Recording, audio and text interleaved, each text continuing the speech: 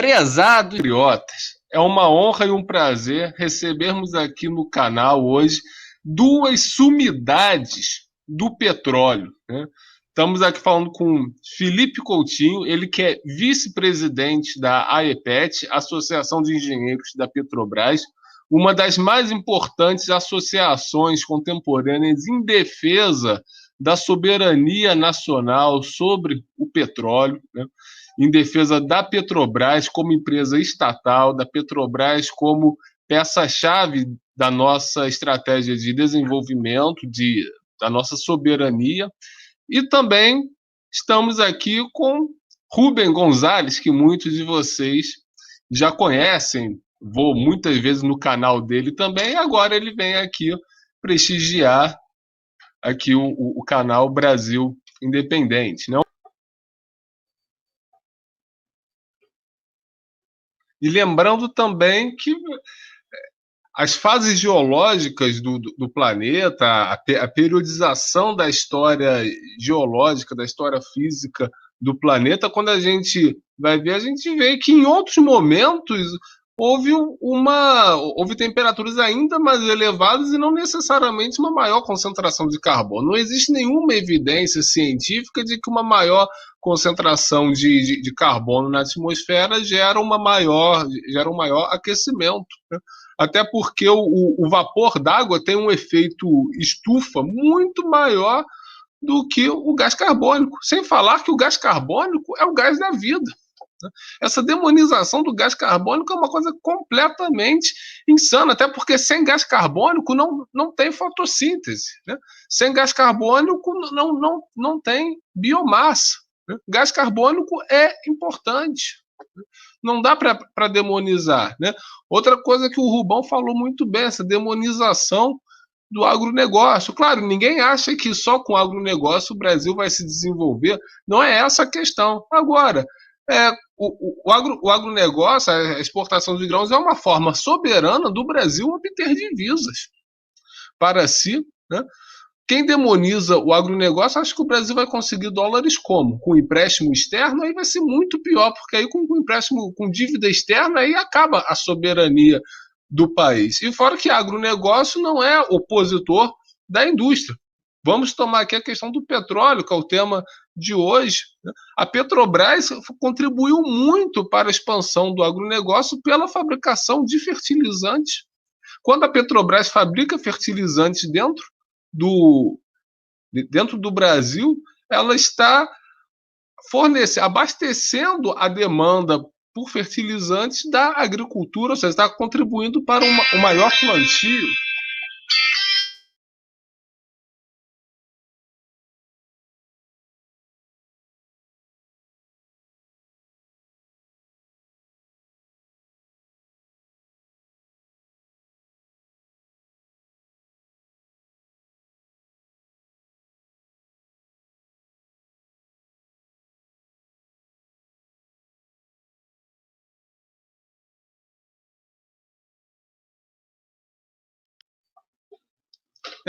Rubão falou que volta aqui em 5 minutos, porque a bateria dele teve um problema, aí ele vai carregar rapidinho, ele já vai resolver isso aí. Já já ele volta. Ele falou que em 5 minutos ele está voltando. Tá exatamente isso, agronegócio e indústria juntos, né? Mas não é o agronegócio em si, né? O Brasil não tem que ser só primário exportador, até porque se ele for só primário exportador, ele também não vai ter uma agricultura eficiente. Para o Brasil ter uma agricultura eficiente, é preciso que tenha uma indústria de fertilizantes. E quem é responsável pela produção de fertilizantes? A Petrobras, através da manufação, do beneficiamento do petróleo. Daí a importância do petróleo, ou seja, um petróleo brasileiro com uma Petrobras estatal e brasileira é bastante funcional para abastecer a agricultura, né? Aí o que acontece? Fecharam as Fafens, as fábricas de fertilizantes. Temer e Bolsonaro fecharam as Fafens que foram criadas nos governos militares. É bom lembrar, não foi o PT, não foi a esquerda que criou, foi a direita militar que criou, foi o regime militar que criou.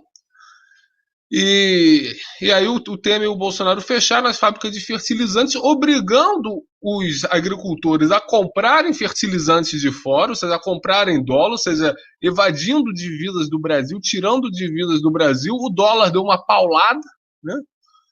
E com isso encareceu o preço de tudo. Isso se reflete no encarecimento do preço dos alimentos, na inflação da cesta básica, que está provocando fome e carestia no Brasil. O brasileiro está comendo menos, está se alimentando menos, está se alimentando pior por conta da política privatista e entreguista de dilapidação do parque de refino e da indústria de transformação da Petrobras. Então está tudo interligado, né? Agora, querem nos convencer de que petróleo é sujo, que a Petrobras é poluidora, né? Justamente para que o Brasil não tenha soberania energética, não tenha soberania alimentar, não tenha soberania de nada, fique completamente à mercê do capital estrangeiro, né? Que o Brasil perca a sua soberania e a gente vira escravo deles. É isso, aí vem com essa ideologia ambientalista lá.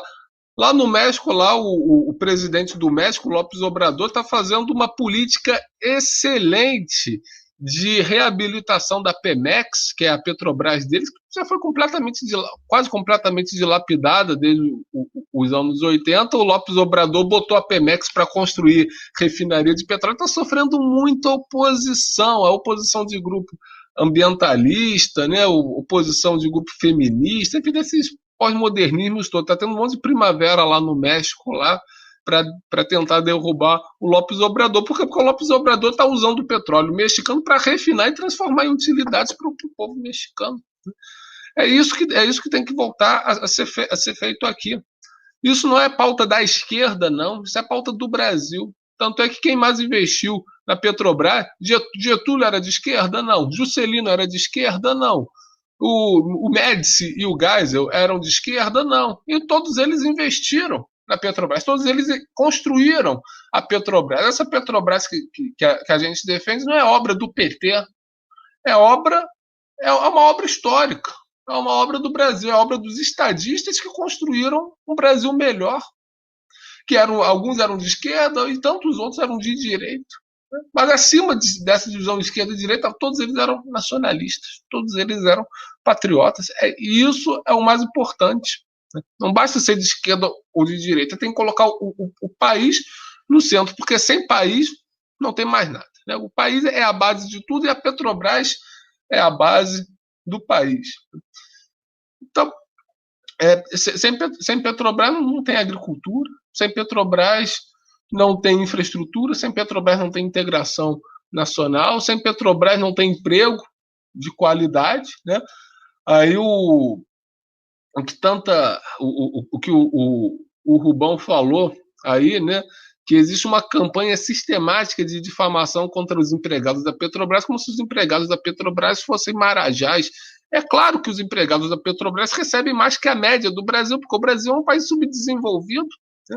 E a Petrobras é uma das empresas de maior produtividade em qualquer país do mundo. Empresas estatais em serviços, em setores estratégicos, né, de alta produtividade, pagam salários maiores, benefícios maiores. É normal, é natural, tem que ser assim. A Petrobras não é uma fábrica de vassoura, né? Aí a mídia fica plantando discórdia aí, fica alimentando o ressentimento, porque o funcionário da Petrobras ganha um pouco mais que a média nacional, mas não fala nada dos acionistas.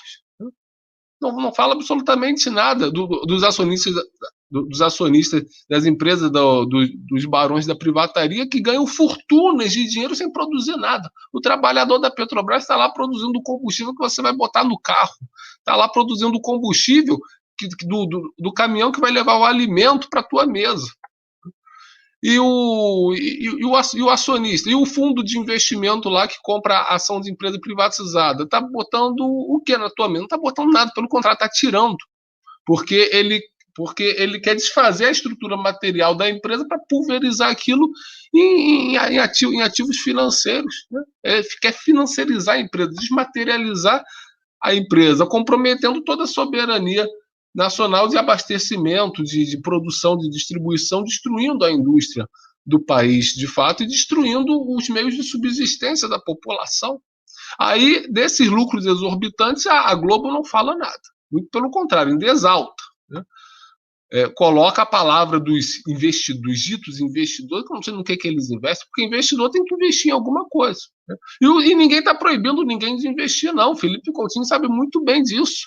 Desde 97 que a Petrobras não tem mais o monopólio do refino. Qualquer um pode abrir uma refinaria aqui no Brasil. E por que não abre? Por que não abre? Porque não tem competência, porque só a Petrobras tem os recursos, tem a expertise para fazer refino no Brasil. Cadê aquele capital estrangeiro que ia investir em refino aqui? Não tem, né? Por que eles querem comprar a refinaria logo? Não é a lei do mercado? Se é a lei do mercado, por que eles não abrem uma empresa aqui? Porque eles não aplicam o espírito empreendedor que eles dizem ter para construir uma refinaria? Não, porque eles não querem investir, eles só querem a mamata, né? Eles querem pegar pronto o que já existe para destruir o que já existe e transformar aquilo em ativo financeiro para enriquecê-los. Você pega o trabalho de gerações de brasileiros para transformar aquilo em dinheiro para meia dúzia apenas. E o resto do povo que se lixe, o resto do povo que fique sem combustível, que fique sem os derivados de que tanto precisa para se alimentar e para subsistir. Enfim, é uma coisa tão... Privatização não tem nada a ver com abrir investimento, acabar com o monopólio que nem existe, mas na verdade o monopólio da Petrobras, se um dia existiu, acabou lá com os contratos de risco do gás. O gás conseguiu provar que a Petrobras é que tinha mais eficiência ali, porque o gás abriu para outras empresas extraírem petróleo, mas mais 90% dos investimentos ficou com a Petrobras. Ninguém mais se interessou, porque só a Petrobras é que tinha tecnologia para explorar em águas profundas. A Petrobras é campeã mundial em exploração de petróleo em águas profundas. Isso o Jornal Nacional não fala, isso o William Bonner não fala. Isso é tecnologia brasileira com engenheiros brasileiros através da Petrobras. A Petrobras estatal é a maior empresa de petróleo do mundo, na prática, porque nenhuma outra empresa de petróleo faz o que a Petrobras faz. Nenhuma outra empresa de petróleo no mundo tem competência para furar poço de petróleo e tirar petróleo das águas profundas do Brasil e ainda mais no pré-sal. Esse negócio de dizer assim, porque tem que abrir o pré-sal para concorrência estrangeira. Concorrência estrangeira é o caramba, porque não tem nenhuma outra empresa com a expertise da Petrobras. Absolutamente nem todos eles pegam a tecnologia que foi a Petrobras que criou. Então é exatamente isso aí que a gente tem que ter em mente. A Petrobras é um orgulho brasileiro, porque ninguém mais no mundo fez o que a Petrobras faz. A Petrobras é modelo do mundo inteiro e é isso que está sendo destruído. Felipe, se quiser falar alguma coisa aí sobre o pré-sal, essa tecnologia do pré-sal de que a Petrobras é líder mundial, né? Se você quiser falar mais sobre isso, eu acho que isso é um assunto importante, porque o brasileiro não sabe disso. O Brasil que dá certo não passa no Jornal Nacional. O Brasil que dá certo não passa na revista Veja, né? Só passa o Brasil que dá errado, é o que eles querem que dê errado. E ainda dizem que o Brasil que dá errado é o que dá certo. A gente precisa mostrar isso, a gente precisa mostrar a verdade, essa Petrobras que investe, que inova, que contribui para o desenvolvimento do Brasil, que faz o que mais ninguém no mundo faz, e tudo isso com recursos daqui de dentro. Não é, a gente não pega emprestado de ninguém, não. A gente criou aqui dentro. Então, se quiser falar mais um pouco sobre isso, fique à vontade. Legal, falo sim. O que acontece? A história da Petrobras ela começou pelo refino, né? O objetivo era substituir a dependência da importação de combustíveis prontos, porque as multinacionais estrangeiras não investiam em refinarias no Brasil, elas traziam o combustível importado, né? Então, para não ter essa dependência, essa vulnerabilidade, tanto para as multinacionais que transferiam essa renda petrolífera dessa atividade para o exterior, quanto a dependência do abastecimento do mercado nacional, em especial o abastecimento das Forças Armadas, que as Forças Armadas não teriam garantia, no caso de uma guerra, de abastecimento para as Forças Armadas, justamente por conta dessa dependência das multinacionais, do cartel, né, das multinacionais privadas, que naquele período eram muito fortes. Hoje não são mais, são decadentes, mas eram muito fortes, não são tão mais fortes assim. Reduziu sua importância relativa. Porém, ainda fazem muito barulho e tudo, ainda tem muita influência, porque são controlados pelo sistema financeiro, já assim, não são mais indústrias do petróleo, são empresas originárias dessa indústria que hoje são controladas pelo sistema financeiro, que visam o máximo de lucro no curto prazo, por isso não recuperaram suas reservas e tem produção declinante. Bom, então esse foi o primeiro passo. O primeiro passo foi desenvolver o refino, o parque de refino. Aí depois veio a crise do petróleo na década de 70, onde o preço do petróleo disparou, justamente pela criação da OPEP, todo aquele movimento dos países lá do Oriente Médio, grandes produtores, movimentos nacionalistas em todo o Oriente Médio, estatizando suas empresas, etc., e se organizando para poder valorizar esse produto natural, esse recurso natural infinito que eles dispunham, né? Aí, com essa crise, o Brasil ficou muito vulnerável economicamente pela dependência do dólar para conseguir importar, né? A criação do petrodólar também é outra história, não sei se você quer que eu trate disso, mas a questão do petrodólar é muito importante, né? Essa criação do petrodólar. Mas, de qualquer forma, diante dessa dependência, o Brasil foi obrigado a envidar seus melhores recursos, melhores esforços para poder descobrir petróleo aqui. Agora, o Brasil tem pouco recurso, pouco petróleo em terra. Então, o Brasil foi obrigado a buscar, explorar, né, procurar petróleo na sua bacia sedimentar no oceano, né? No oceano, na nossa margem litoral, né, no litoral brasileiro. E essa busca, quer dizer, como a Petrobras foi obrigada a trilhar esse caminho antes das multinacionais estrangeiras, porque antes você produz petróleo onde é mais fácil. Você só vai buscar petróleo onde é mais difícil na medida que você não tem a possibilidade desse petróleo mais fácil. Então, as multinacionais estrangeiras ainda não tinham trilhado esse caminho porque não precisavam, tinham petróleo em regiões mais acessíveis, mais barato. Então, o Brasil foi obrigado, através da Petrobras, em buscar petróleo nessas condições.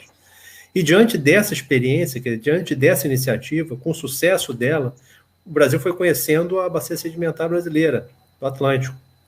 A Petrobras conheceu, e só foi possível conhecer de uma forma integral e desenvolver esse conhecimento porque a Petrobras exercia o monopólio da União. Então, a União tinha o monopólio, tem ainda o monopólio constitucional, a União ainda tem.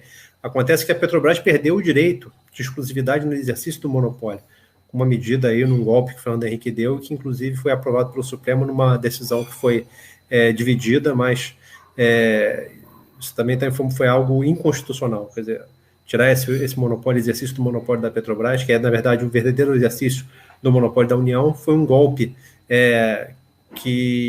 porque foi feito por lei e não mudou a Constituição na época do Fernando Henrique, em 97.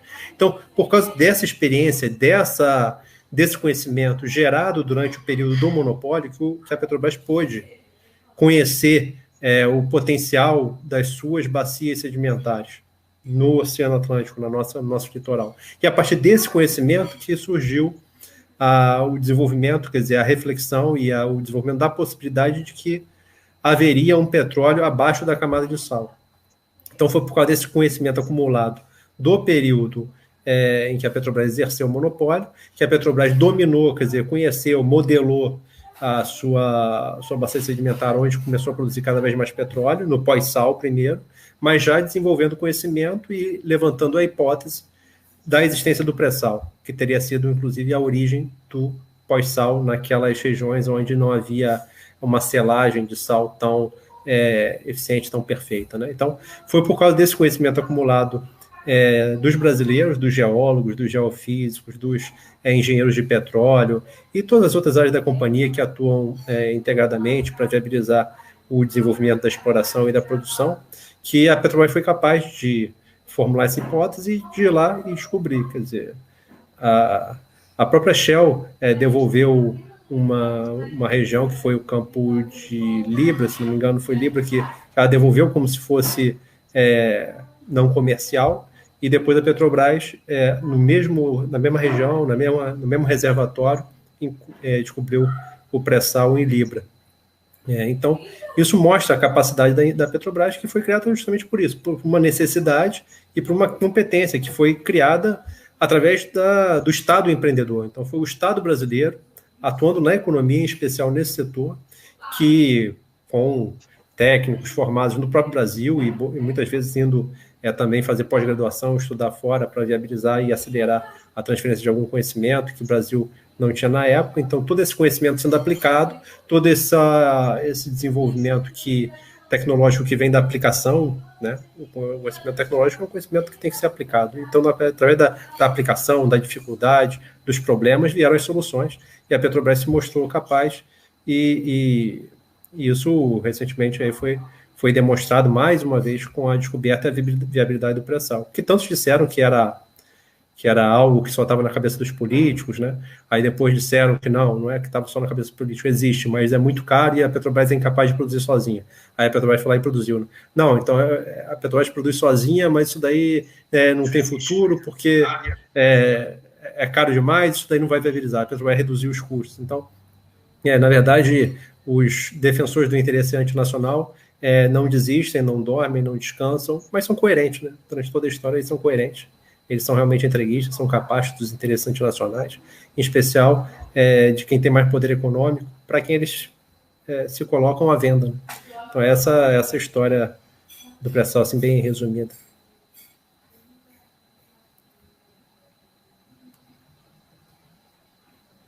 Vou passar para vocês.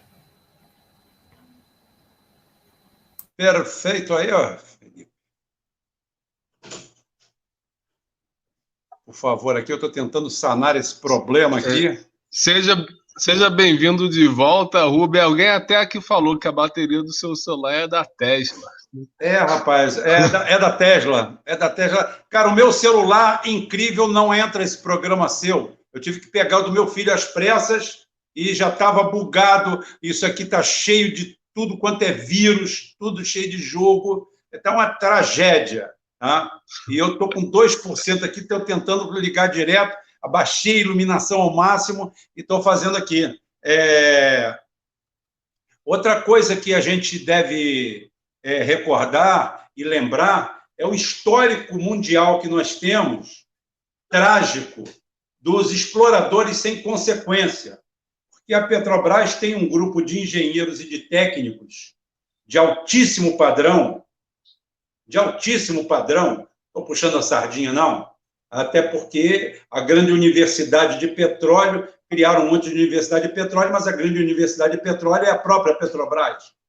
Então é o seguinte, para as pessoas acharem é o seguinte, o petróleo é abundante, em tese, ele dá um alto valor em tese, mas ele precisa de grande investimento, e ele não é fácil como as pessoas pensam.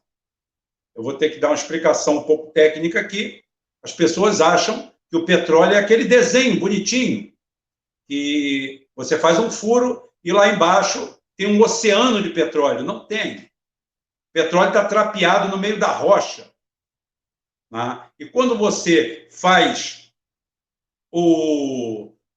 a detonação e você cria a panela de produção de petróleo, na realidade você tem que criar uma cavidade, você produz óleo, gás, areia, um monte de coisas. São dados técnicos. Você tem que produzir isso tudo. Então, você tem que ter filtro, você tem que ter uma série de situações e você tem que equalizar essa produção. O que acontece? Um campo, o melhor cenário de um campo é aquele que ele produz, é o óleo surgente. Óbvio, você fura, ele vem. Só que de acordo com a altura, com a distância, tá? Você tem os problemas. Então, a primeira chance que você tem, você já cria logo um sistema secundário de recuperação de petróleo. Eu vou chegar aonde eu quero. Você usa uma coisa chamada gas lift.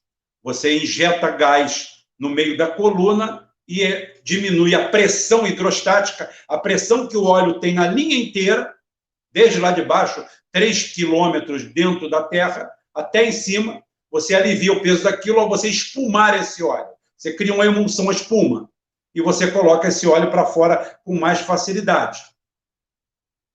Tudo isso daí é um cálculo de engenharia foda. Eu tenho que usar a palavra foda. Então, você tem uma equação certa, porque você tem que ter esse campo produtivo por mais tempo, porque existe uma coisa chamada índice de recuperação. Você não consegue recuperar 50%, 60% de uma quantidade de óleo in place Você, quando exporta, quando você tira 1 bilhão de barris de um campo, normalmente tem 3 ali, 2 você não conseguiu tirar. As pessoas não sabem disso. Agora, o melhor índice de recuperação você vai conseguindo através do conhecimento e tirar esse campo, explorar ao máximo. O que acontece com as empresas exploradoras? Eu vou ficar sem bateria aí, gente. Deixa eu acabar esse sorteio, esse assertivo aqui. O que acontece com empresas parasitas? Fizeram isso na Argentina, na década de 90. Matar o campo. O que é matar o campo? É você abrir o BIM. BIM é uma válvula regulada de controle de produção do poço, e você abre o BIM daquele negócio. Você pode abrir ele para maximizar a produção instantânea, momentânea. O Felipe sabe disso. Né? Só que você está matando o potencial do poço. Só que o cara está ali como farinha pouca, meu pirão primeiro. Ele está querendo roubar, ele está querendo arrumar alguma coisa ali. Ele está pouco se lixando para o resto.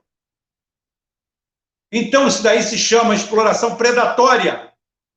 Junto com a exploração predatória, vai vir uma coisa chamada acidente de trabalho, que a Petrobras gasta o que for necessário, sempre foi para manter a segurança. 23 anos de Petrobras, 16 anos no mar. Nunca, em momento algum, eu fui obrigado a fazer um trabalho que eu achasse que era inseguro. Nunca.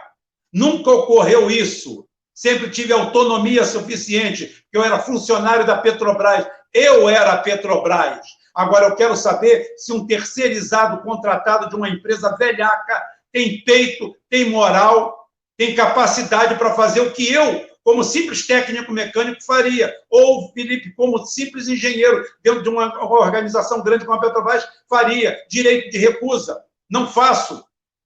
Isso daí não dá. Isso aqui é inseguro. Isso aqui é poluente. Isso tudo vai acabar, gente. Os Estados Unidos, qualquer coisa, procurem saber o que é a exploração a céu aberto de xisto betuminoso em Alberta, no Canadá. Aquilo parece a Índia. Aquilo parece o que eles acham que o Brasil deveria ser. É o fim do mundo. É o fim do mundo. Então, é isso que eles querem fazer. A produção, aqui vão pegar o quê? Pega uma plataforma de petróleo, pega uma unidade, pega um campo que você tem um fator de recuperação de 50%, 60%. O cara simplesmente abre o squeeze daquela bodega, tá? Abre a válvula daquilo ali e vamos produzir, porque o importante é a quantidade, é o momento, e mata 10, 20, 30, 40, 50%. Aquilo tem que ser muito bem conduzido. Qualquer poço, se criar uma cunha d'água, se você começar a produzir, que o poço produz é o BSW, é a quantidade de água que se produz num poço. Inclusive, existem informações que você tem poço injetor e poço coletor. Mais da metade dos poços são de injeção de água na formação, para você recuperar a água oleosa do outro lado, ou tipo, a produção em BSW, a quantidade de água que tem dentro do petróleo. Tudo isso é sistema de recuperação, e tudo isso é fracionado, e a gente calcula na Petrobras isso com o melhor potencial para o poço. O máximo de lucratividade dentro do potencial seguro, tentando visar o máximo de produção desse poço durante a vida útil dele, ou maximizá-lo. Quem vem aqui pegando isso de graça, acabou. Acabou. Amém. Merda.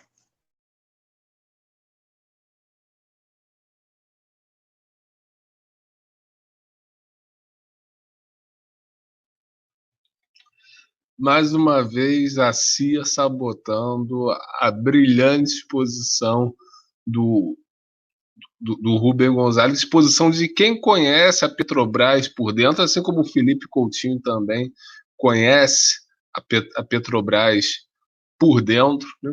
E eles sabem, né, que a Petrobras é um dos maiores instrumentos de industrialização do Brasil. Muitas vezes falam assim, precisamos reindustrializar o Brasil. O Ciro Gomes fala muito isso, temos que reindustrializar o Brasil.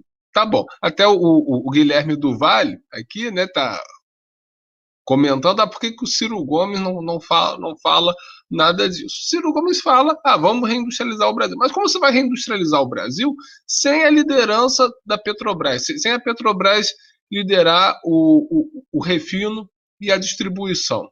Não tem como. Por isso que o Getúlio criou a Petrobras. O Getúlio não criou a Petrobras porque o sonho dele era ser empresário e ele supostamente era um empresário privado fracassado. Não foi nada disso. Ele criou a Petrobras, assim como a Vale do Rio Doce, assim como a CSN, porque são as indústrias de base, né? São as indústrias que baseiam, que fundamentam todas as outras cadeias industriais. Então, não tem como falar de reindustrialização do Brasil, não tem como falar em desenvolvimento do Brasil sem colocar a Petrobras na liderança, e uma Petrobras estatal, uma Petrobras do poço ao posto, uma Petrobras que extrai o petróleo, transforma o petróleo em derivados e distribua os combustíveis, esses derivados, para todo o Brasil. Não tem como. Tanto é que a Petrobras, a indústria de transformação do Brasil ainda está sob controle da Petrobras. Quando o governo privatiza as refinarias, quando o governo desintegra a Petrobras, quando ele vende a BR Distribuidora, como Felipe Coutinho muito bem falou, entrega a BR Distribuidora, na verdade ele está entregando as veias do país. O sangue que corre nas veias do país está deixando de entrar no país e está indo para o exterior.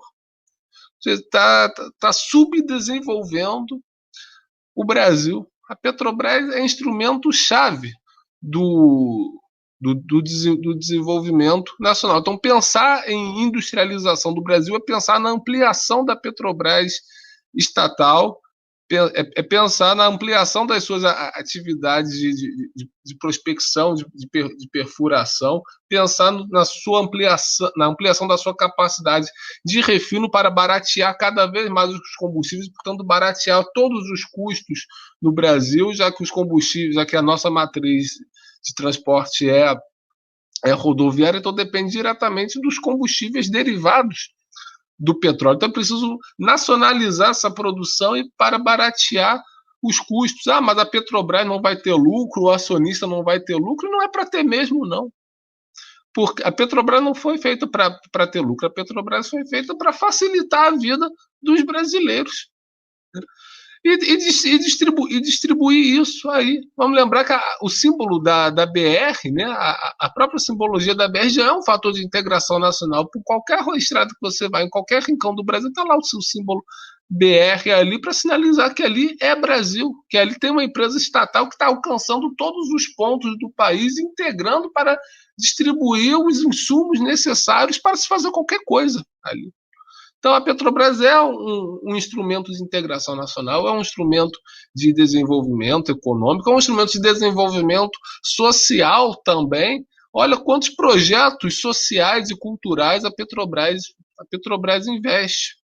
A Petrobras nunca foi uma empresa só de industrial, ela sempre reverteu grande parte dos lucros dela em escolas, em creches, em clubes, né? em hospitais, em orquestras, em teatros, enfim, em um monte, em cinema, né? Inclusive o cinema, um cinema que foi inaugurado alguns anos atrás ao lado do campus do Gragoatá, da Universidade Federal Fluminense, foi um cinema construído com recursos da Petrobras. Quando a gente vê aí um filme brasileiro, praticamente todo filme brasileiro tem financiamento da Petrobras. Por que o Jorge Lema não financia filme brasileiro? Porque ele não tem interesse, porque o objetivo dele é o lucro. Mas a Petrobras tem esse papel porque a Petrobras, como estatal, ela tem e deve ter o papel de zelar pelo desenvolvimento integral do país. A Petrobras é uma empresa de petróleo, mas, acima de tudo, é uma empresa de construção nacional em todos os aspectos, todos. Daí que ela precisa ser estatal, daí que o caráter estratégico dela. Enfim, e é isso que os privatistas querem destruir, porque os privatistas querem zerar o Brasil, querem fazer querem apenas sugar o Brasil, saquear o Brasil. A privatização da Petrobras é um verdadeiro saque. O que está sendo feito é um verdadeiro saque e a população sente o preço disso no preço do combustível, no preço dos alimentos, na deterioração do seu padrão de vida. Né? Aí tem gente que fala assim, por que vocês não falam da necessidade do auxílio emergencial? O auxílio emergencial é muito importante, sim. Mas o auxílio emergencial só vai ter algum efeito se o Brasil tiver uma Petrobras. Se o Brasil não tiver a Petrobras, não vai ter auxílio emergencial que chegue para sanear as emergências da população. Porque quem saneia as emergências da população, acima de tudo, é a Petrobras. Por tudo isso que a gente está falando aqui. A Petrobras não é... a Petrobras é só indústria, economia. Não, ela é o social também, porque ela é os empregos. A Petrobras significa emprego, significa investimento, significa renda, significa políticas sociais, significa tributação. A Petrobras é a maior pagadora de impostos do Brasil. Não é a União que... Não é a Petrobras que precisa da União, não. A Petrobras não depende em nada do dinheiro da União. A Petrobras tem caixa própria. A Petrobras é uma empresa mista de direito privado. Ela tem orçamento próprio. Ela não depende de nada dos impostos da população. Muito pelo contrário. A União é que precisa da Petrobras. O Tesouro Nacional é que precisa da Petrobras. Imagina se destrói a Petrobras. Como é que vai ser? Como é que fica? Quem vai financiar as universidades, as escolas, as políticas públicas? Quem vai? Não vai ter. Né? Porque a Petrobras é a maior financiadora do país, em tudo. Até meu auxílio emergencial. Né? Se não tiver Petrobras, o que vai ser o auxílio emergencial? Um esmolão que nunca vai chegar, porque com o preço da gasolina 20, 30 reais, não vai ter auxílio emergencial que chegue. Absolutamente não vai. Por isso que é importante se defender a Petrobras estatal, a Petrobras brasileira, a Petrobras a serviço dos brasileiros, porque isso é uma questão social também. A Petrobras tem uma função social. A Petrobras, a função econômica, a função social, a função geopolítica da Petrobras está tudo interligado. E não tem como separar uma coisa da outra. Né? Sem Petrobras, não tem Brasil. Enfim, teria alguma coisa para falar sobre isso ou sobre um outro assunto aí que você queira puxar a respeito de petróleo, Petrobras? Não, estou de acordo, você fez uma explanação perfeita, né? O que está acontecendo com o Brasil, a gente está entrando num mais um ciclo extrativo do tipo colonial. Então, as políticas que estão sendo implementadas no Brasil desde 2015, especialmente, acelerando, é um projeto do tipo colonial. Então, o Brasil não pode ser um país, nesse projeto colonial, né, nessa divisão internacional do trabalho e das rendas, não é permitido ao Brasil, pelo imperialismo, pelos centros imperialistas, não é permitido ao Brasil que tenha um papel de inclusão, em que os 210 milhões de brasileiros tenham acesso a uma vida moderna, digna, confortável, né, com acesso à segurança, educação, saúde, moradia, todas essas necessidades de mobilidade, todas essas necessidades de um mundo moderno, contemporâneo, não podem chegar aos 210 milhões de brasileiros, porque se chegam, o Brasil não teria tanto excedente em recursos primários para exportação. Então, o seu objetivo é que o Brasil gere um excedente para exportação, tanto de petróleo cru, quanto de proteína animal, seja ela carne, seja ela grãos, né, para justamente alimentar os polos dinâmicos e centrais do capitalismo, que dependem desses recursos, que são cada vez mais escassos e disputados, e dependem desses recursos aos menores custos possíveis. Então, além deles estarem disponíveis, seguindo para os centros do capitalismo, para a vaca subsidiada alemã ou francesa, e para outros centros dinâmicos do capitalismo, o petróleo e as reservas minerais, né, o minério de ferro e tantos outros recursos minerais, para esses centros dinâmicos do capitalismo terem acesso a esses recursos de maior quantidade possível, ao menor preço possível, para que eles possam usá-los em seu próprio benefício e também agregar valor a ele e exportar de volta para o Brasil ou para outras colônias que existam pelo mundo esses recursos com um valor agregado, né? Então, é esse o papel que se pretende para o Brasil. E existe uma classe dominante no Brasil que é muito diminuta, mas que também tem a sua função nesse Brasil do tipo colonial. Então, são essa classe dominante que exerce o papel de administração, gestão, que estão aqui justamente garantindo que esses recursos sejam explorados e exportados aos menores custos possíveis. Então, as multinacionais estão aqui, elas exportam esses recursos, a Shell produz etanol no Brasil, exporta o petróleo cru brasileiro cada vez mais, o Brasil superando 1 milhão de barris por dia de petróleo cru, a própria Petrobras, com a sua política de preços, deixando o seu parque de refino ocioso, acaba gerando uma quantidade enorme de petróleo cru para exportação, cada vez mais, né, participando também nesse processo, por causa da política de preços equivocada, que tem que mudar, né, e beneficiando aos produtores de etanol e diesel e gasolina, especialmente nos Estados Unidos, que é da onde vem a maior parte desses combustíveis com maior valor agregado, né? Então, é esse o Brasil que está sendo construído, quer dizer, na verdade, eu acho que a gente nunca saiu exatamente dessa cena colonial, dessa cena dependente, o Brasil nunca se tornou um país verdadeiramente soberano, mas existem alguns períodos em que a gente conquista mais, por exemplo, o período que inaugurou com a Revolução Tenentista, né, com a chegada de Vargas ao poder, e aquele período iniciado por ele, mas toda aquela cultura do nacionalismo sendo defendido e defendendo os interesses do Brasil de 1930 até 1980, onde o Brasil cresceu muito, cresceu a taxas equivalentes à China, o Brasil se urbanizou, o Brasil se industrializou, o Brasil melhorou a qualidade de vida das pessoas, não tanto, claro, como poderia ter melhorado, claro que muita coisa ainda ficou faltando pela concentração da riqueza e da renda, mas foi um período de progresso para o país, né? E desde 80 para cá, né, com esses períodos, com a própria redemocratização no modelo neoliberal, né, com o controle cada vez maior dos interesses estrangeiros, interesses estranhos ao Brasil, controlando o sistema financeiro, controlando os meios de comunicação, em especial, de maneira direta e indireta, com seus laranjas. Aí foi sendo construído no Brasil, quer dizer, um período ali onde você começa a destruir toda a construção do Estado Nacional Brasileiro, com aquela concepção do Getúlio Vargas, né? E de tantas outras pessoas que também colaboraram com esse processo, né, de desenvolvimento nacional. Então, vem sendo destruído e com idas e vindas, mas, de qualquer forma, o Brasil, de lá para cá, vem realmente voltando cada vez mais intensamente a esse papel de colônia, um papel servil, né? Não é nem vassalo. Vassalo são os países europeus em relação aos Estados Unidos. O vassalo tem alguma vantagem relativa em relação ao império, ao imperador, né? Fazendo um paralelo aí com o feudalismo.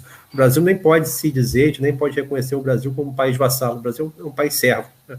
É um país que não se levanta, em que uma classe dominante ela é totalmente servil, e por conta dessas migalhas ela acaba explorando o próprio povo, que ela estranha, ela acha que não faz parte desse povo, não aceita a nossa cultura, não aceita os nossos gostos, o que a gente gosta, a nossa música, a nossa comida, não tem... vive em castelos separados da população, em carros blindados, em condomínios fechados, estudando em escolas estrangeiras e com passaporte de outros países. Então, são binacionais, são trinacionais. Então, essa casta dominante, essa classe dominante é que cumpre esse papel nefasto no Brasil. Mas, então, esse ciclo do tipo colonial que a gente está avançando, em especial depois da descoberta do pré-sal, com exportações cada vez mais relevantes desse recurso para o senso dinâmico do capitalismo, e também para a China, que a China também defende seus interesses. A China é um país soberano, desde a Revolução Chinesa de 1949, a China passou por um século de humilhações, sendo explorado, espolhado de todas as formas, e é isso que a gente está vivendo agora. A gente está vivendo mais ou menos algo parecido com o que aconteceu na China. O Brasil está sendo espolhado num ciclo de humilhações violentíssimo e gravíssimo. Então é muito parecido com o que a gente está vivendo com o processo de desintegração da União Soviética, onde os recursos do Estado da União Soviética foram pilhados por interesses estrangeiros, né, e por uma casta, uma classe dominante que se apoderou desses recursos do Estado soviético como se fossem seus, associados, é claro, subalternamente a interesses estrangeiros. Então é isso, mais ou menos, que o Brasil está vivendo agora, e eu espero que, trabalhando na consciência, trazendo informação sobre a Petrobras, buscando esclarecer, mostrar as referências e tudo, esse é o trabalho da EPET. A gente trabalha na batalha das ideias, em condições muito desiguais em relação aos meios de comunicação que representam os interesses internacionais, mas esse é o nosso papel, é o que nos cumpre buscar, e eu espero que a gente esteja à altura do nosso tempo histórico e consiga, ainda em vida, pelo menos começar a ver um processo de reversão disso tudo. Então, eu agradeço a você, Quintas, eu agradeço aí ao Rubão que esteve conosco também, enquanto a bateria permitiu, e a todos aqui, a todo o seu público, e me coloco à disposição para voltar outras vezes, na medida em que existam temas aí relevantes a serem tratados, eu sigo à sua disposição e fico muito feliz pelo convite, pela oportunidade. Obrigado. Muito obrigado, Felipe. Né? Só uma observação. Né?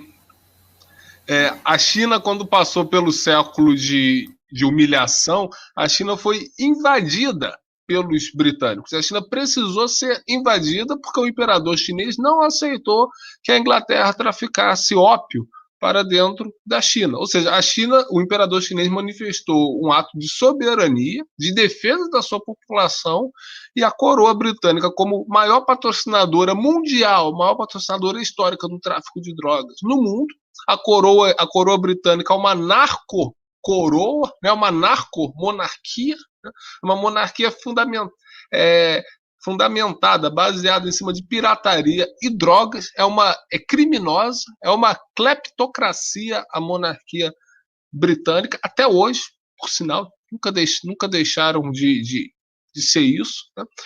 E aí a monarquia britânica, a coroa britânica, teve que invadir a China, teve que pilhar a China. A China deu o trabalho para a Grã-Bretanha de invadi-la e saqueá-la militarmente. Aqui no Brasil é pior, porque aqui no Brasil os Estados Unidos não estão invadindo militarmente a gente. Antes fosse, porque a gente teria uma desculpa. Assim como os chineses têm. Os chineses têm a desculpa, fomos invadidos e perdemos. Assim como os líbios têm. Né? Aqui não. Aqui é mais humilhante ainda, porque são pessoas daqui de dentro do Brasil que entregam o país, que dilapidam o país, que saqueiam o país a serviço de comandos estrangeiros. Basta ver isso. Saiu hoje o Dallagnol, uma das conversas do Dallagnol, da Lava Jato, e o Dallagnol falando assim: os americanos vão destruir a Odebrecht, kkkkk. Ou seja, é claro, se os americanos querem destruir a Odebrecht, isso é óbvio. Eu não estou dizendo nem que os Estados Unidos estejam errados, é função dele, como potência imperialista. Né? Mas o Dallagnol, como representante do Estado brasileiro, falar isso é, no mínimo, criminoso, no mínimo para ser aplicada a Lei de Segurança Nacional contra ele. E ele não é um caso isolado. Né? Praticamente todo mundo que ocupa os altos postos do Estado brasileiro hoje são assim. Seja no executivo, seja no legislativo, seja no judiciário, né? Nas Forças Armadas, está tudo dominado desse jeito. Então não precisa exército estrangeiro. Então a nossa humilhação é ainda maior do que a da China. Mas se a China conseguiu superar, nós também vamos superar isso. Então, antes de passar para a conclusão do programa, agradeço a todos que nos acompanharam aqui. Né? Agradeço ao público leal do canal que está aqui com a gente, compartilhando, divulgando, trocando ideias. Né? Agradeço ao Márcio Solino, né, querido professor de Física da Federal do Espírito Santo, que conhece profundamente a realidade do petróleo. Aliás, a Federal do Espírito Santo, na unidade de São Mateus, recebe muitos investimentos da Petrobras. Mais uma contribuição da Petrobras para a ciência, tecnologia e educação no Brasil, a Federal do Espírito Santo de São Mateus. Então, agradeço ao Márcio Solino pela contribuição, lembrando exatamente dessa soberania tecnológica que a Petrobras proporciona ao Brasil. Agradeço a Dri Bezerra, que está sempre aqui acompanhando no canal, trocando ideias, fazendo ótimos comentários. Né? Agradeço a todos que nos acompanharam e ficamos com um lema: o petróleo é nosso, o petróleo tem que ser nosso, né? Porque o petróleo é o nosso passaporte para o futuro. Com a soberania sobre o petróleo, nós temos um futuro garantido, um futuro com o Brasil soberano, com um Brasil digno, com um país que possa ir paulatinamente resolvendo seus problemas. Claro, nunca haverá o paraíso na Terra, né? Não é disso que se trata. A vida humana ela é essencialmente imperfeita. Mas justamente por ser imperfeita é que ela pode ser continuamente melhorada. Ela só pode ser melhorada pelo esforço coletivo, pelo esforço nacional dirigido pelo Estado, que é a grande representação coletiva da nação, né? Que é a própria sociedade nacional organizada na sua forma política. Né? Então, como precisamos resgatar esses momentos de soberania que o Brasil já teve da era Vargas, em certa medida também do regime militar, né? Claro, não foram perfeitos, não levaram o Brasil ao paraíso, mas claro, não fizeram o Brasil ter o padrão de vida assim, dos países mais avançados, mas vamos lembrar, minha gente, que de 1930 a 1980 o Brasil avançou muito.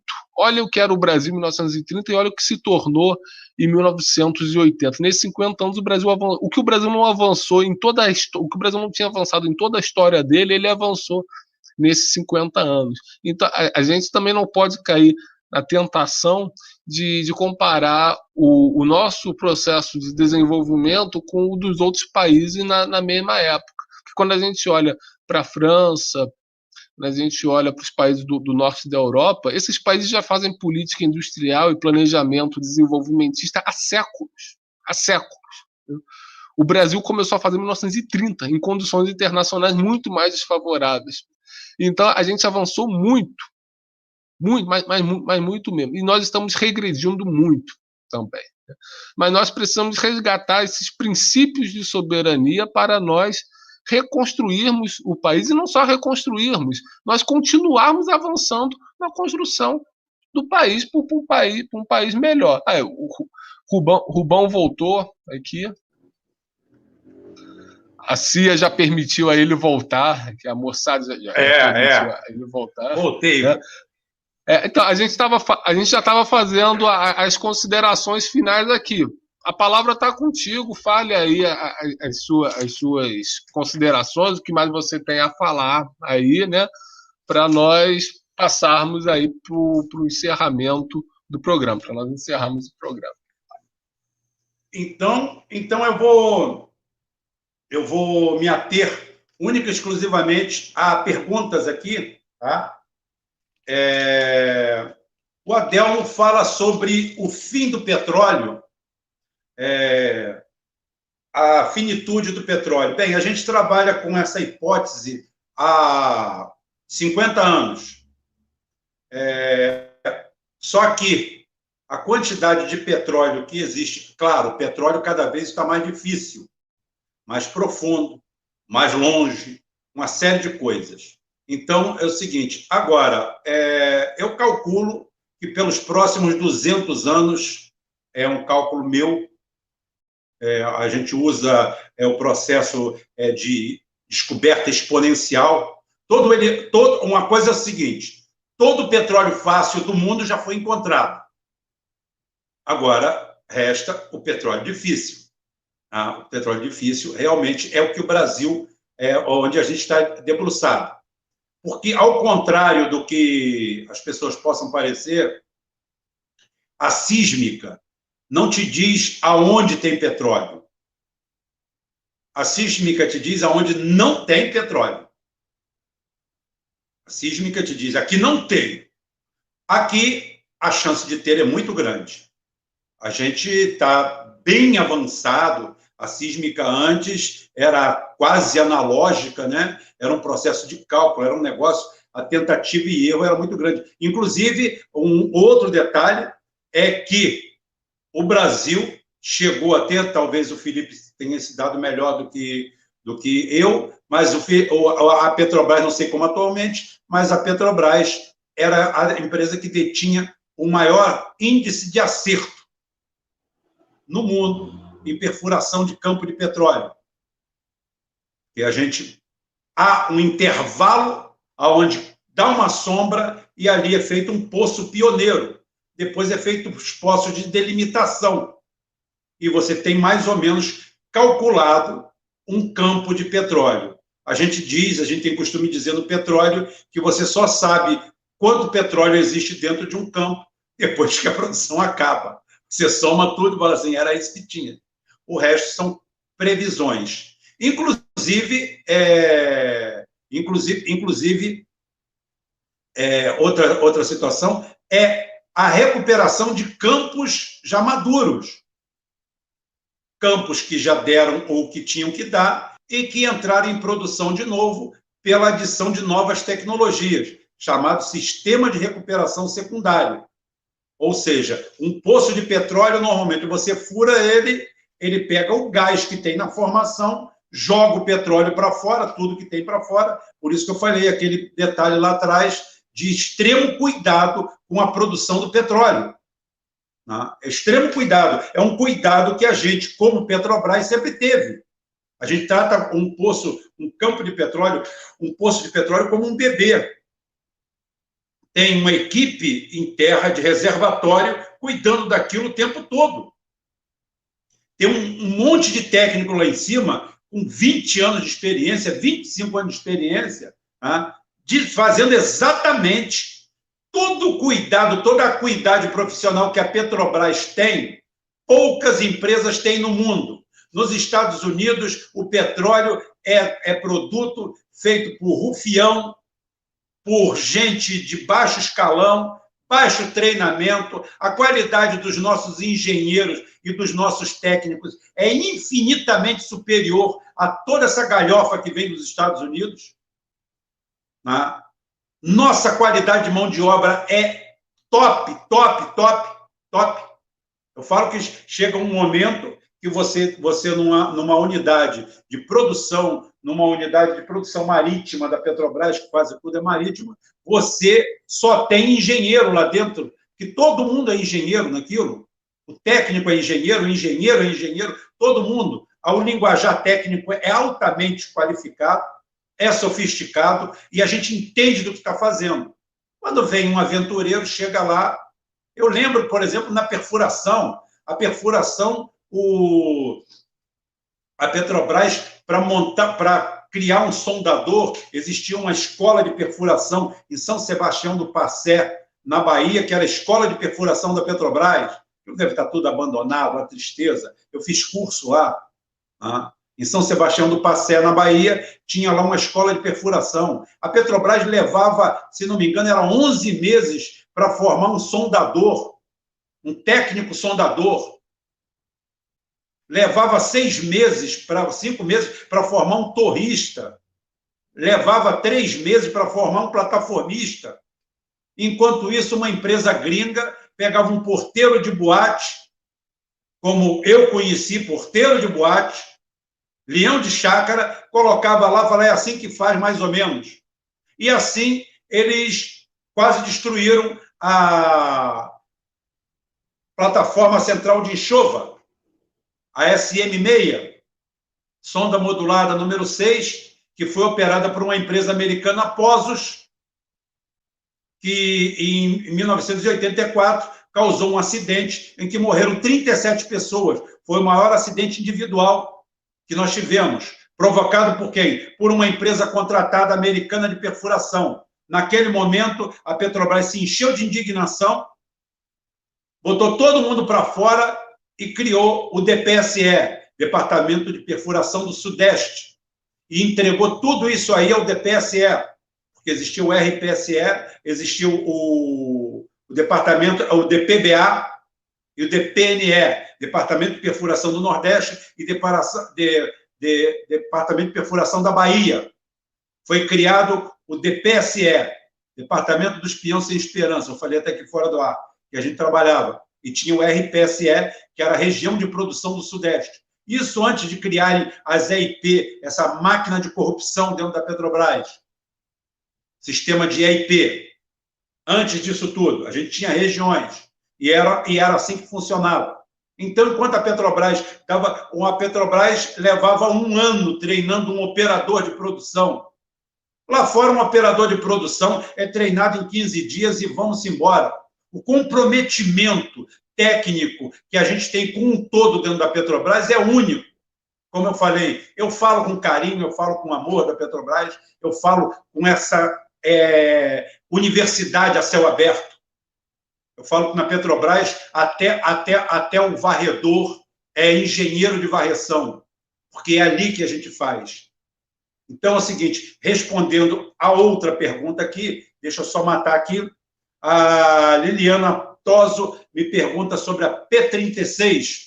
A P36 sofreu um acidente, a P36 foi uma plataforma feita, é uma plataforma chamada Spirit of Columbus, Espírito de Colombo, que foi feita pela Itália, foi uma exigência da máfia, que queria, na época, construção do governo italiano, e queria ali, e ela foi feita durante vários anos ali, levou ali na região de Palermo, na Sicília, foi fabricada e nunca foi para o Mar do Norte perfurar.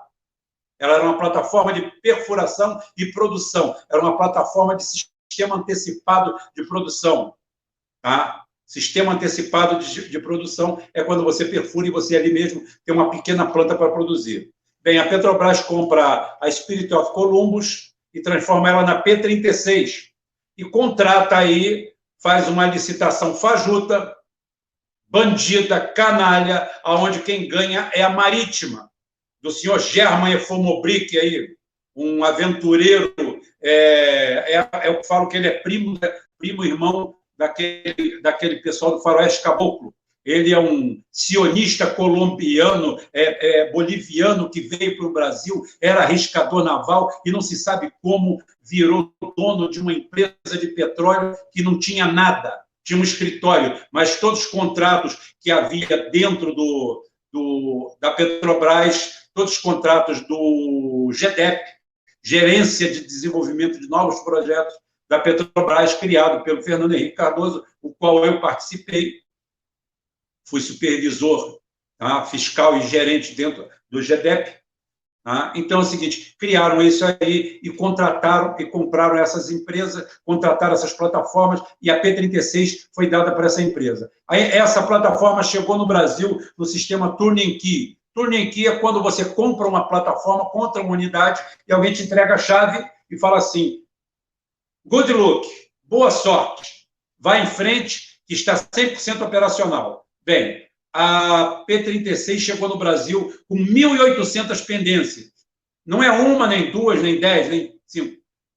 1.800 pendências. Eu fiz 3 embarques na P36. Cheguei lá, a equipe era notadamente desqualificada, não por a equipe ser desqualificada, era uma equipe que não tinha treinamento, porque foram gastos 500 milhões de dólares na plataforma, mas não se gastou um centavo em treinamento da equipe, porque parece que o neoliberalismo tem o nível máximo da maldade contra o ser humano.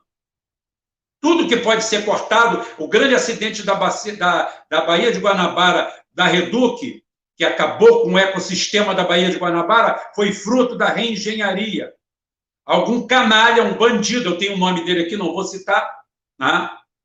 Foi lá e criou uma tal de CCC, Casa de Controle Central. E essa Casa de Controle Central passou a operar com 3 homens, o que faziam 20 homens. Economizou-se 10 milhões de dólares num período de 3 anos em mão de obra e teve um acidente que custou 3 ou 4 bilhões de dólares. Dá para fazer a conta o que foi feito ali.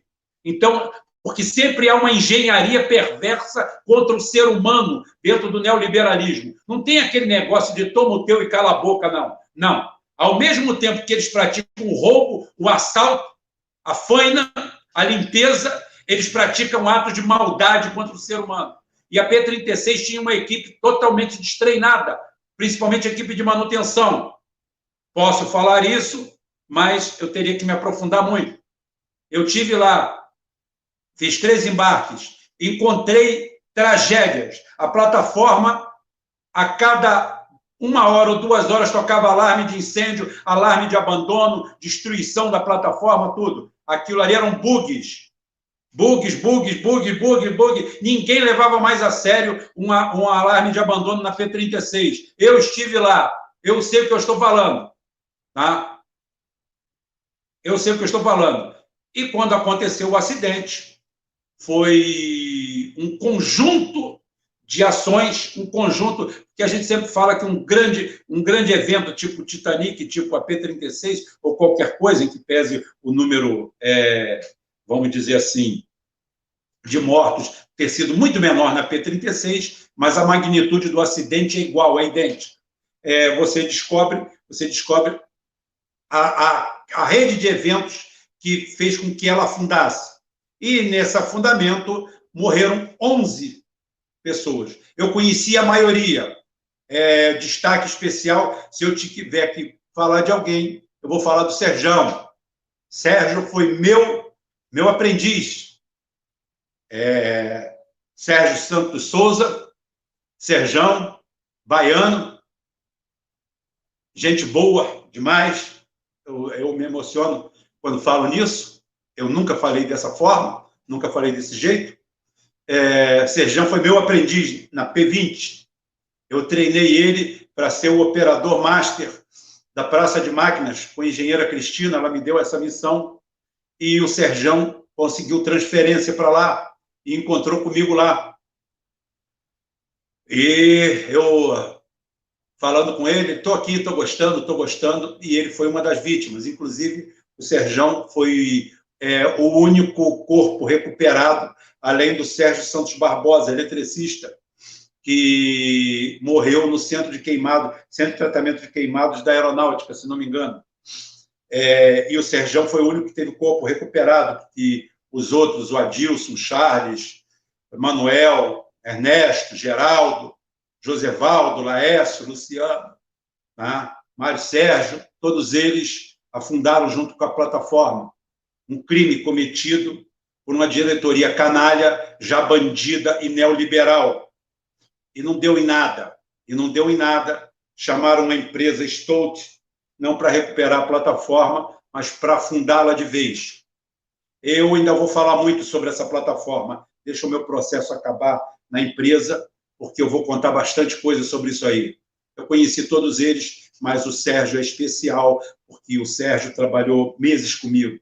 Fiz muitos embarques com ele, treinando ele na P20, preparando ele para uma função que ele acabou depois abandonando.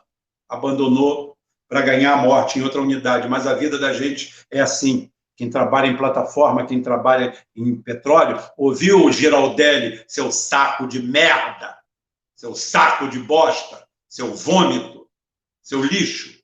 Você que nunca produziu nada para o Brasil, a não ser vergonha, tá? Fica aí o meu relato e a minha repulsa, a sua figura.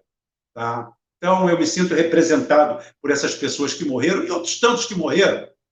Cleito, Jorge, Luiz Veríssimo, Jorjão, muita gente que morreu.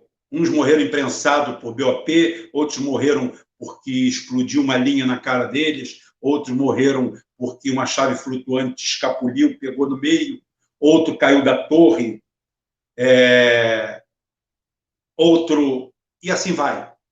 Vários e vários morreram quando eu estive lá. Não foram só esses, não. A gente perdia na Bacia de Campos, quando não tinha acidente de helicóptero, que às vezes levavam todos de uma vez só, a gente perdia, em média, 4, 5 funcionários por ano, e a maioria da própria Petrobras.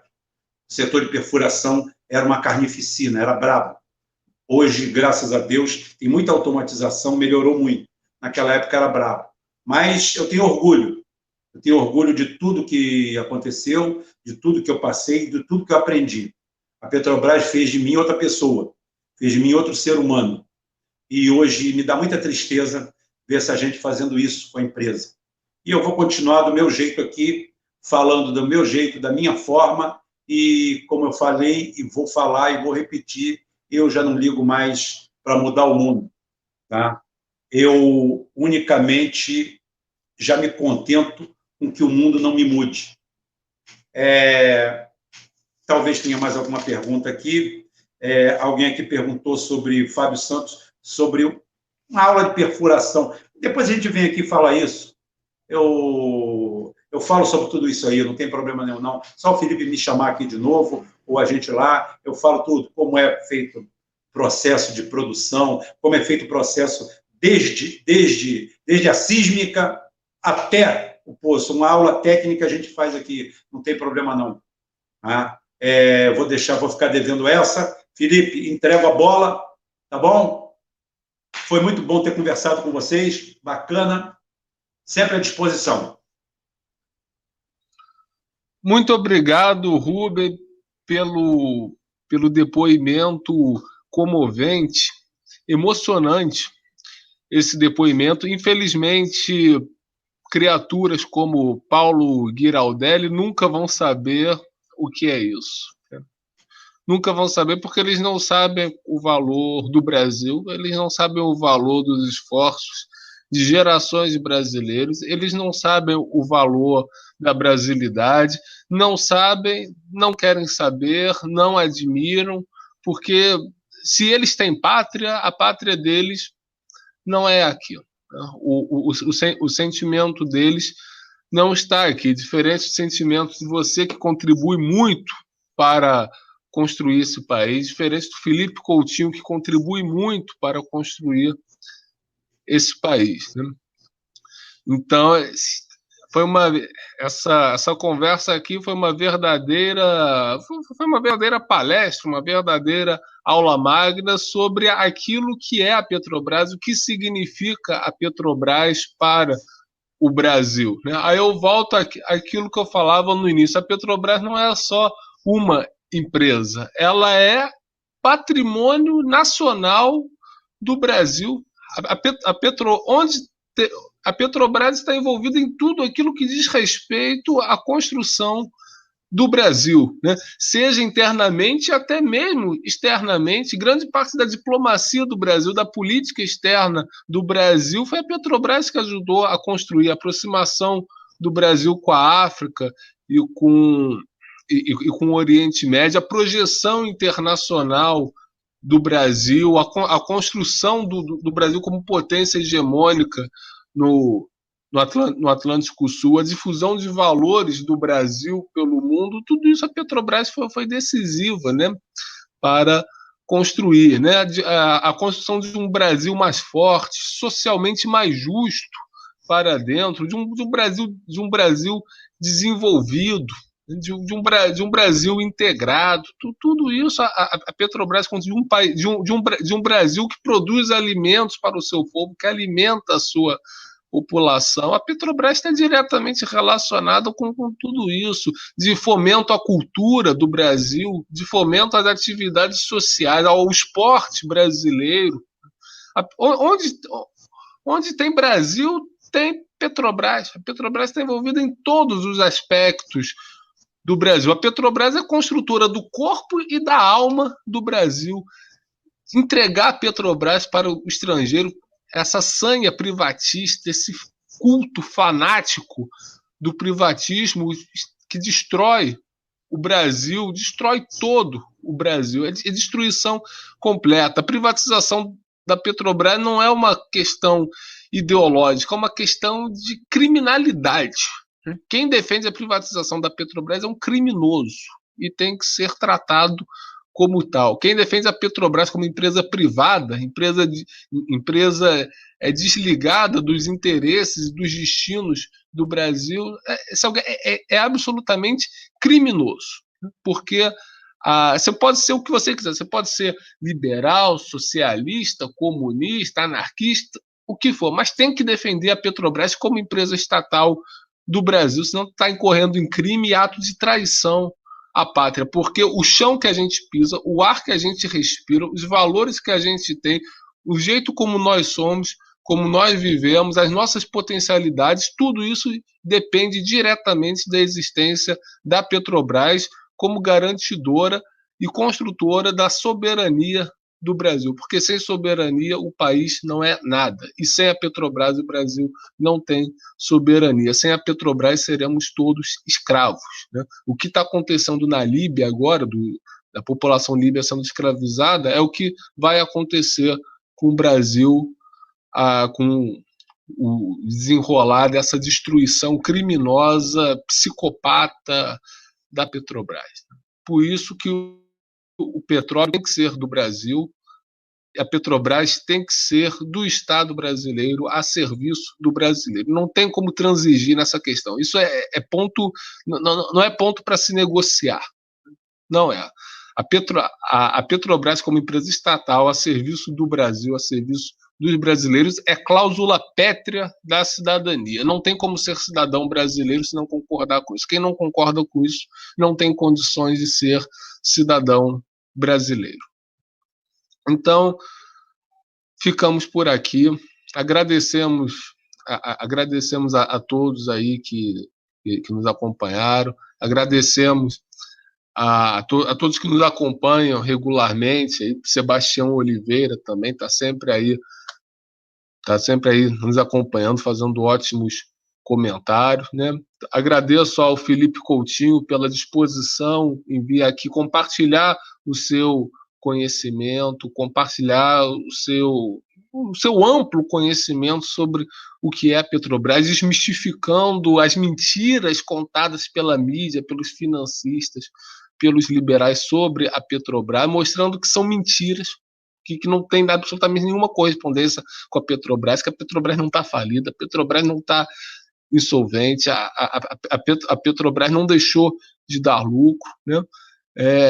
Não só a Petrobras não deixou de dar lucro, como ela também nunca deixou de dar o lucro social, que são os benefícios econômicos e sociais que se espera de uma empresa como a Petrobras. A Petrobras nunca deixou de cumprir a sua missão. A Petrobras nunca deixou faltar combustível no Brasil. A Petrobras nunca deixou faltar nenhum derivado no Brasil. A Petrobras nunca deixou faltar nada no Brasil. A Petrobras alimenta, a Petrobras literalmente alimenta o Brasil. A comida que você come, a comida que está no seu estômago, sendo processada no seu organismo agora, essa comida tem o DNA da Petrobras, seja pelo fertilizante, seja pelo transporte, seja pelo combustível, seja pelo poder aquisitivo da sociedade que a Petrobras garante, seja pelo desenvolvimento, pelos efeitos multiplicadores que a Petrobras gera na sociedade. Então, tudo